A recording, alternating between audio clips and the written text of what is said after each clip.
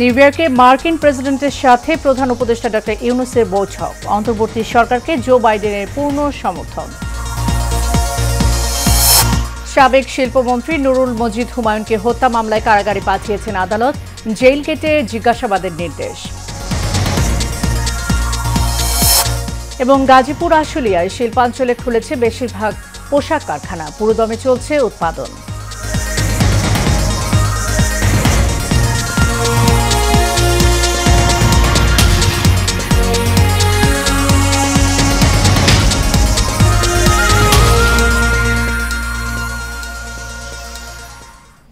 স্বাগত এশিয়ান নিউজের সাথে আছি সাবরিনা জিয়া। এতক্ষণ শুনছিলেন বিআরবি কেবল ইন্ডাস্ট্রিজ লিমিটেড সংবাদ শিরোনাম।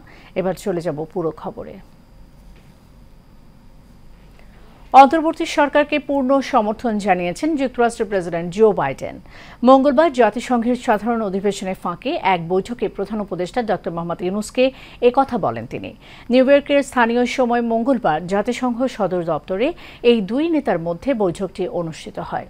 যুক্তরাষ্ট্র থেকে আরও জানাচ্ছেন সহকর্মী বাতেন বিপ্লব। বাংলাদেশ সরকারকে পূর্ণ সমর্থন জানিয়েছেন যুক্তরাষ্ট্রের প্রেসিডেন্ট জো বাইডেন। মঙ্গলবার জাতিসংঘের সাধারণ অধিবেশনের ফাঁকে মার্কিন প্রেসিডেন্টের সঙ্গে বৈঠক করেছেন বাংলাদেশ সরকারের প্রধান উপদেষ্টা অধ্যাপক ডক্টর মোহাম্মদ ইউনূস। বৈঠকে ডক্টর ইউনূস বিগত সরকারের আমলে সকল ধরনের নিপীড়নের বিরুদ্ধে শিক্ষার্থীদের সাহসী ভূমিকা ও বাংলাদেশ পুনর্গঠনে তাদের গুরুত্বপূর্ণ অবদানের কথা জো বাইডেনকে জানান। অধ্যাপক ডক্টর ইউনূস জোর দিয়ে বলেন, দেশ পুনর্গঠনে তার সরকারকে অবশ্যই সফল হতে হবে। এ সময় মার্কিন প্রেসিডেন্ট বাইডেন যে কোনো সাহায্যে বাংলাদেশ সরকারের পাশে থাকার আশ্বাস দেন। প্রেসিডেন্ট বাইডেন বলেন, শিক্ষার্থীরা যদি দেশের জন্য এত ত্যাগ স্বীকার করতে পারে তাহলে তাদেরও পূর্ণ সহযোগিতা করা উচিত।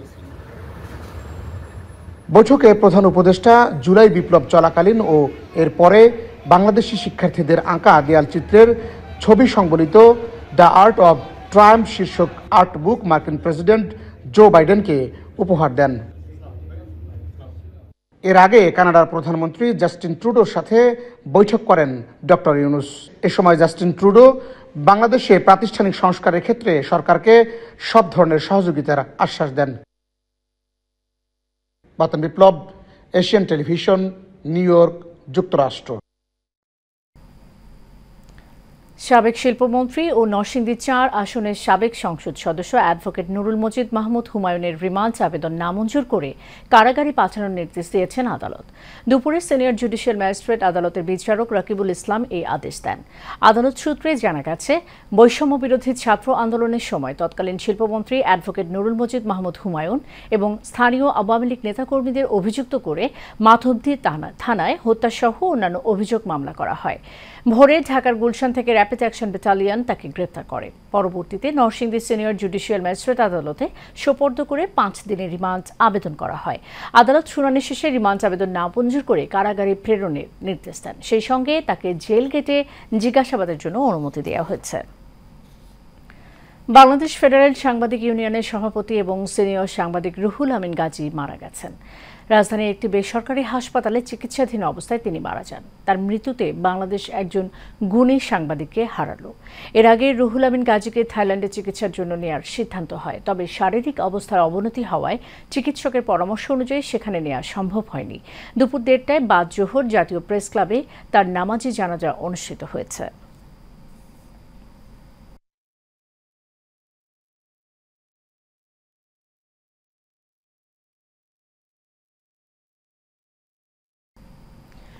মৌসুমি বায়ু ও লঘুচাপের প্রভাবে দেশ জুড়ে বৃষ্টি হচ্ছে। একই অবস্থা রাজধানীতেও। থেমে থেমে সকাল থেকে ঝিরিঝিরি বৃষ্টি হচ্ছে। কয়েকদিনের ভ্যাপসা গরমে এই বৃষ্টি স্বস্তি নিয়ে এলেও ভোগান্তিতে পড়েন অফিসগামী পথচারী ও নিম্ন আয়ের মানুষ। বিশেষ করে অফিসগামী মানুষ বেশি ভোগান্তিতে পড়েন। গত ২৩ সেপ্টেম্বর বঙ্গোপসাগরে একটি লঘুচাপ সৃষ্টি হয়। এর প্রভাবে সারা দেশে বৃষ্টির আভাস দেয় আবহাওয়া অধিদপ্তর।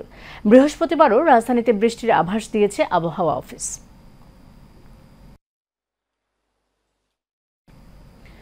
সাভার আশুলিয়া শিল্পাঞ্চলে বন্ধ থাকা শিল্প কারখানাগুলো খুলে দিয়েছে মালিকপক্ষ।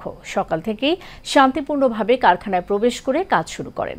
শ্রমিকদের দাবি মেনে নেয়ার পরও যদি কোনো বিশৃঙ্খলা কেউ করে বা করার চেষ্টা করে তাহলে কঠোরভাবে ব্যবস্থা নেওয়া হবে বলেও জানান স্বরাষ্ট্র উপদেষ্টা। তবে কিছু কারখানা আজও বন্ধ রয়েছে। শিল্পাঞ্চলে যে কোনো অপ্রীতিকর ঘটনা এড়াতে কারখানাগুলোর সামনে রয়েছে অতিরিক্ত পুলিশ সেনা সদস্য। এছাড়া নিয়মিত টহলেও রয়েছে যৌথ বাহিনী। না তো ভাই, কোথাও কিছু পাই না। বিএনপির সিনিয়র যুগ্ম মহাসচিব রুহুল কবির রিজভী বলেছেন, ভারত বাংলাদেশের জনগণের সাথে নয়, শেখ হাসিনার সাথে বন্ধুত্ব চায়। নিজেদের আধিপত্য বিস্তারেই ভারত শেখ হাসিনাকে চায়। রাজধানীর ডিআরইউ মিলনায়তনে ১৬তম পল্লী চিকিৎসক অ্যাসোসিয়েশনের উদ্যোগে শহীদ গুম পরিবারের সদস্যদের সহযোগিতা অনুষ্ঠানে তিনি এসব কথা বলেন। রিজভী বলেন, দুর্গোৎসব সামনে রেখে ইলিশ পাঠানো হচ্ছে, এতে কোনো সমস্যা নেই।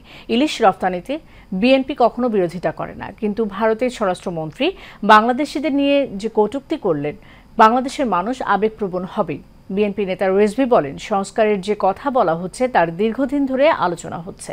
সেক্ষেত্রে সংস্কারে বেশি সময় লাগার কথা না বলেও দাবি করেন তিনি। ভয়ঙ্কর রক্ত পিপাসু এরা বাংলাদেশের জনগণকে ওরা পছন্দ করে না। ওদের পছন্দ একটাই যে শেখ হাসিনা থাকলে বাংলাদেশে তারা মাতবরি করতে পারবে। শেখ হাসিনা থাকলে ভারতের আধিপত্য বাংলাদেশে বিস্তার লাভ করবে। রপ্তানির সিদ্ধান্তে নয়, সরবরাহ কম থাকার কারণেই এবছর ইলিশের দাম চড়া বলে জানিয়েছেন বিক্রেতারা। তবে ভারতে রপ্তানির সংবাদের পর কেজিতে 150 থেকে 200 টাকা করে কেজিতে দাম বেড়েছে বলেও জানান তারা। এদিকে দেশের মানুষের চাহিদা না মিটিয়ে রপ্তানি করা নিয়ে মিশ্র প্রতিক্রিয়া ব্যক্ত করেছেন ক্রেতারা। কাউসার আহমেদের রিপোর্টে দেখুন বিস্তারিত। ডিমের দাম ডজনে 10 টাকা বাড়লে যেখানে হইচই পড়ে যায়, সেখানে বর্তমান বাজারে 1 কেজি ইলিশের দাম 1800 থেকে 2000 টাকা। ফলে দেশের জাতীয় মাছ ইলিশ জাতির কজন এই টাকা দিয়ে কিনতে পারবেন এমন প্রশ্ন থেকেই যায়। সম্প্রতি ইলিশ রপ্তানির সিদ্ধান্তে আলোচনা সমালোচনার তৈরি হয়। অনেকেই রপ্তানিকে দায়ী করলেও বিক্রেতারা বলছেন সরবরাহ সংকটের কথা। এমনিও মনে করেন নদীতে মাছ কম, এরপরে মনে করেন পার্শ্ববর্তী দেশ চাইছে, তার তো না করেও পারা যাবে, কারণ তারা অন্য অন্য বিভিন্ন ধরনের জিনিস দেয়। আমরা ইলিশের মনে করেন অন্যবার থেকে সরবরাহ নদীতে কম, মাছটা কম থাকার কারণে দামটা একটু বেশি। মাছ যখন বেশি হবো তখন দাম কমে যাবো। এখন মাছের মৌসুম, নদীতে মাছ কম পড়তেছে, এই জন্য দামটা একটু বেশি। তবে এই সিদ্ধান্তের ফলে বাড়তি দামের সাথে আরো 100 থেকে 150 টাকা যুক্ত হয়েছে বলে জানান তারা। 1400 থেকে 1500 টাকা কেজি, এইবারকার বছরে বিক্রি করতেছি 1700 টাকা কেজি। আজকে 3 দিন ধরে মনে করেন মাছ এই রেট চলতেছে। আজকে 3 দিন ধরে, আজকের থেকে নেওয়া শুরু হয়েছে সাপ্লাই। কিন্তু আসলে রপ্তানির ফলে দাম বাড়ে নেই, মাছ নদীতেই মাছ কম। এখন এটা হলো দানীয় মাছ, এটা তো চাষ হয় না। এখন নদীতে যদি মাছ বেশি হয় তাহলে এটার দাম এমনিই কমে আসবে, আর মাছ কম হইলে তো দাম বাড়বে। এটা কাঁচামাল, এটা নিউ সিস্টেম। এটা এদিকে ক্রেতারা কিছুটা আক্ষেপ প্রকাশ করলেও অনেকে আবার বলছেন ভারত থেকে অনেক পণ্য আমদানি করতে হয় বাংলাদেশেরও। ভারতে যাইতেছে, বিভিন্ন দেশে যাইতেছে, যেখানে যেখানে বাঙালিরা আছে ওইখানে যাইতেছে, বুঝছেন? সেই জন্য আমরা পাই না। আর গত বছরের থেকে এই বছর আপনার প্রায় 300-400 টাকা করে কেজিতে বেশি। কিন্তু আগে তো আমাদের দেশি মানুষের চাহিদা মিটাবে, কিন্তু দেখতেছে যে না, তাদের সাথে একটু আমাদের বন্ধুত্ব দূর হয়ে যাইতেছে। আমার মনে হয় যে এই জন্য তারা এই উদ্যোগটা নিচ্ছে। নির্ধারিত হোক ইলিশের দাম, জাতীয় মাছ জাতির সবার কপালে জুটুক, এমন প্রত্যাশাই সবার। কাউসার আহমেদ, এশিয়ান টেলিভিশন, ঢাকা।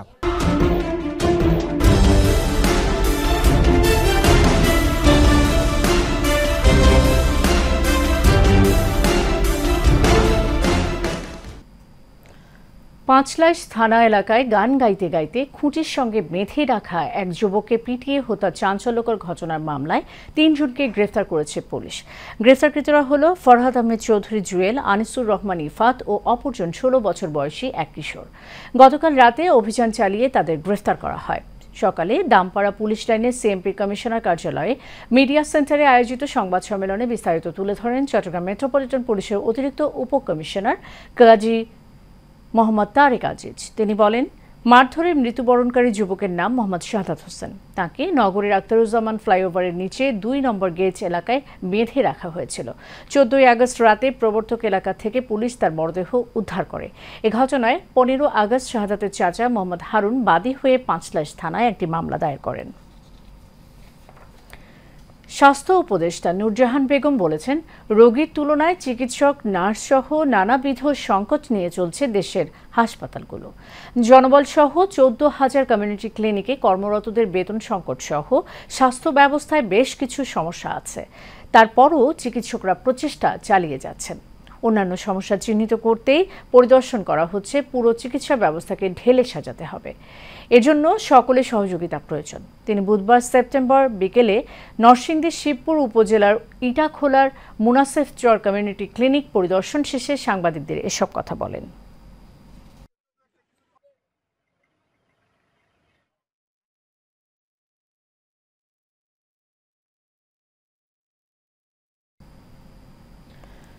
জামালপুরের ইসলামপুরে উপজেলা বিএনপির ২ গ্রুপের সংঘর্ষে ধাওয়া, পাল্টা ধাওয়া ও ভাঙচুরের অভিযোগ উঠেছে। ইসলামপুর বাজার ও ইসলামপুর বাজার রেলওয়ে স্টেশনে এই সংঘর্ষের ঘটনা ঘটে।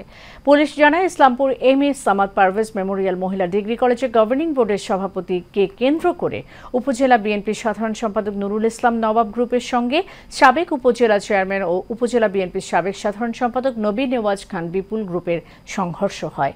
ইসলামপুর থানার ওসি সাইফুল্লাহ বলেন, বর্তমানে পরিস্থিতি স্বাভাবিক রয়েছে। পরিস্থিতি নিয়ন্ত্রণে মাঠে কাজ করছে পুলিশ।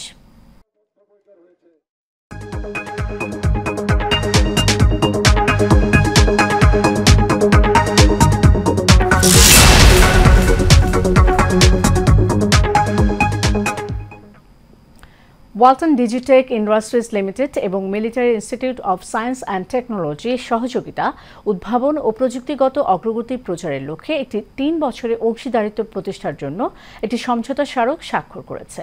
এই কৌশলগত সহযোগিতা, গবেষণা এবং উদ্ভাবন প্রকল্পগুলির উপর বিশেষ গুরুত্ব আরোপ করে দুই পক্ষের মধ্যে বন্ধুত্ব এবং সহযোগিতামূলক বিনিময়ের ভিত্তি প্রসারিত করবে। সমঝোতা স্মারকের শর্তাবলীর অধীনে ওয়ালটন ডিজিটেক এবং এমআইএসটি পারস্পরিকভাবে গবেষণার বিকাশ ও বিনিময়ের জন্য বিভিন্ন ক্ষেত্রে একসাথে কাজ করবে।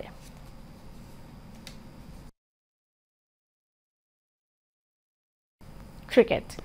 ভারতের বিপক্ষে ২ ম্যাচ টেস্ট সিরিজের শেষ ম্যাচ খেলতে কানপুরে পৌঁছেছে বাংলাদেশ দলের ক্রিকেটাররা। সিরিজের প্রথম ম্যাচে ভারতের সঙ্গে কোনো প্রতিদ্বন্দ্বিতাই করতে পারেনি বাংলাদেশ। হেরেছে ২৮০ রানের বড় ব্যবধানে। সফরকারীদের লক্ষ্য শেষ ম্যাচে ঘুরে দাঁড়ানো। ইতোমধ্যে বিশ্ব টেস্ট চ্যাম্পিয়নশিপের র্যাঙ্কিংয়েও পড়েছে হারের প্রভাব। পাকিস্তানকে হোয়াইট ওয়াশ করে ৩ নম্বরে উঠে আসা বাংলাদেশ নেমে গেছে একেবারে ৬-এ। এদিকে ম্যাচের আগে হুমকি পেয়েছে বাংলাদেশ দল। হিন্দু মহাসভা কানপুরে কর্মসূচি রেখেছে ম্যাচের দিন। আগে থেকেই হামলার হুমকি দেওয়া হিন্দু মহাসভা এবার হরতাল ডেকেছে। গোয়ালিয়রে আগামী ৬ অক্টোবর ভারতের সঙ্গে টি-20 ম্যাচ রয়েছে বাংলাদেশের। সেদিনই শহরটিতে হরতাল ঘোষণা দিয়েছে এই সংগঠনটি।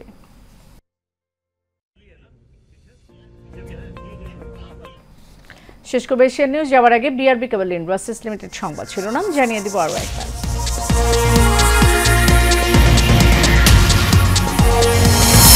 নিউ ইয়র্কে মার্কিন প্রেসিডেন্টের সাথে প্রধান উপদেষ্টা ডক্টর ইউনূসের বৈঠক। অন্তর্বর্তী সরকারকে জো বাইডেনের পূর্ণ সমর্থন। সাবেক শিল্পমন্ত্রী নুরুল মজিদ হুমায়ুনকে হত্যা মামলায় কারাগারে পাঠিয়েছেন আদালত। জেল গেটে জিজ্ঞাসাবাদের নির্দেশ। এবং গাজীপুর আশুলিয়ায় শিল্পাঞ্চলে খুলেছে বেশিরভাগ পোশাক কারখানা। পুরোদমে চলছে উৎপাদন।